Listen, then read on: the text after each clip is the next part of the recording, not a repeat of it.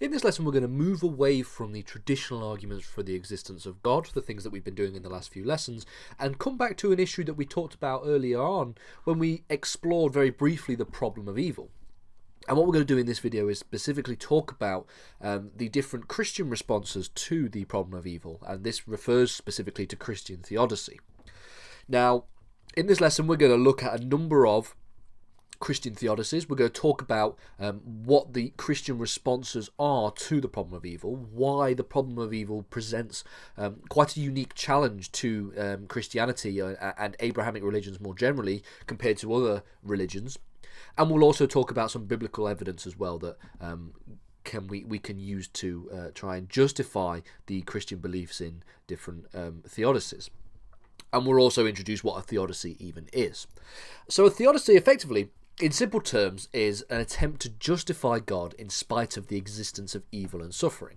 So we know, and we've talked about before, the idea of this inconsistent triad that exists within theology. That being that there is, if we have the existence of a God that is all-powerful, and we have an existence of a God that is also all-loving, omnibenevolent and omnipotent, then how can we have a situation where evil exists in the world?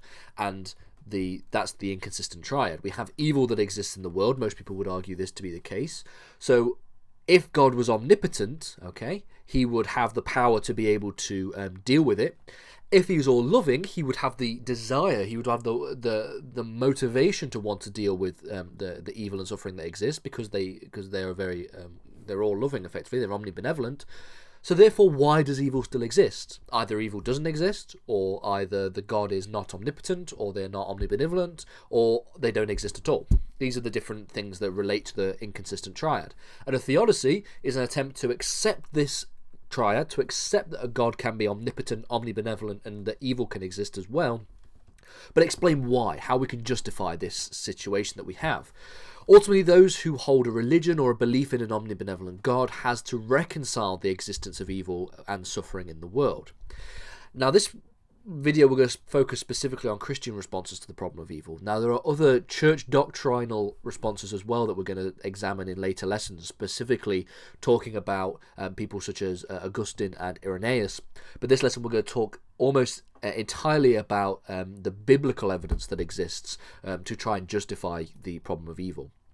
No religion places an emphasis on God's love and omnibenevolence quite like Christianity, and as such, the problem of evil presents a particularly difficult question to many questions, thus to a number of responses have been proposed.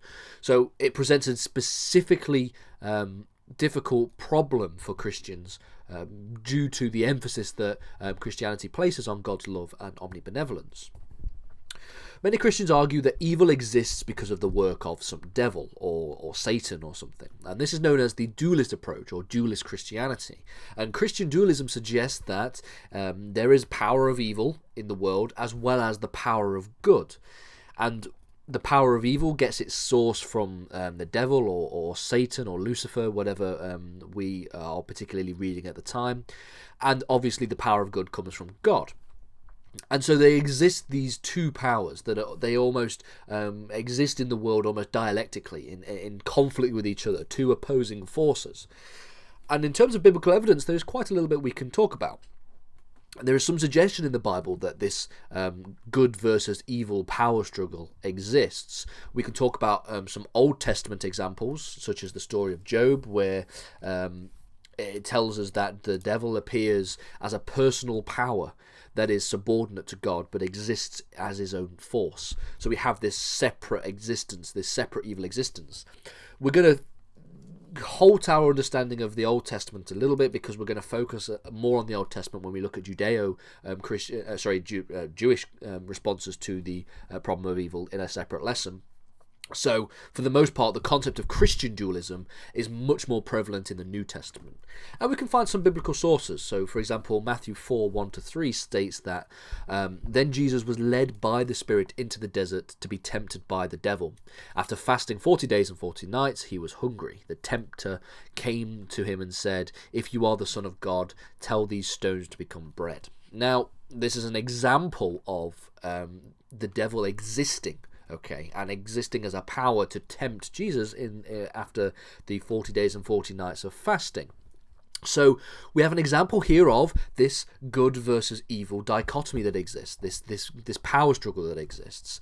And this is an example of the devil trying to tempt Jesus, using the power of evil to try and tempt Jesus in this example. And some Christians suggest that this shows the power of the devil and thus exhibits the dualist approach, the idea of Christian dualism. Similarly, we have the case from Mark 1:33 to 34, where it says that the whole town gathered at the door, and Jesus healed many who had various diseases. He also drove out many demons, but he would not let the demons speak because they knew who he was. Again, a reference here to demons, to some kind of evil presence, to some kind of evil spirit that exists, and and as such, another example of we have the good in Jesus existing and conflicting and fighting against the evil, that being the devil or demons or whatever we want to describe this as in this passage here. Finally, we have another passage here from Luke 22:3 and 4. And this said that then Satan entered Judas, called Iscariot, one of the 12. And Judas went to the chief priests and the officers of the temple guard and discussed with them how he might betray Jesus. This is an example taken from the concept of the Last Supper and the ultimate crucifixion of Jesus, when we have Judas betraying Jesus in this case, and we're saying, and it says here in this passage that it was actually Satan, it was evil that entered Judas Iscariot, and we have an example here of again this good versus evil dichotomy that exists. Now, Christian dualism, despite there being a number of biblical examples, biblical evidence, the concept of Christian dualism is not without its criticisms. So many critique the concept on the basis of the attributes of God. They argue that even though the concept of Christian dualism is supposed to be a theodicy, it's supposed to justify the existence of evil in a world where we have an inconsistent triad, where we have a God that is omnipotent and omnibenevolent and that evil still exists. Many people criticize and say that it doesn't actually do that at all, Christian dualism. For example, if God created the world and everything in it, if we want to go back to Genesis to find evidence of that, then surely God is responsible for the existence of the devil. And if that's the case, then why did God create the devil? Why did God create the universe in this situation where we have a good versus evil dichotomy? Why couldn't he just make things good? God must have made this despite made this being with the capacity for evil. He maybe this is another example of what we could talk about. So arguably, this is a critique of Christian dualism in this respect. Alternatively, if the devil had always existed, like God, then why didn't he use his omnipotence to get rid of the devil? Because this calls into question whether or not God is omnipotent. If God is omnipotent, then he surely should be able to destroy or kill or do whatever to get rid of evil in the world and evil and suffering in the world. If this is the case, why not? And that's what a theodicy attempts to try and answer that question. Why not? And again, this calls into question the nature of God's omnipotence. Now, there are a number of responses to these criticisms, and this leads us quite nicely into the next lesson when we talk about Augustine in more detail, because Augustine did respond to a number of these challenges. Augustine believed that the devil and other fallen angels had been created by God with goodness, and that it was the free will of these angels that led to them to decide to choose the path of evil, rather than it being something that God knew about or something that God could prevent. So we bring into the question the issue of free will, and we can actually use free will as a response to the problem of evil as well. And in the next lesson, what we're going to do is talk about the Augustinian theodicy, the idea of Augustine's attempts to try and justify the existence of evil in the world with an all-loving and all-powerful God.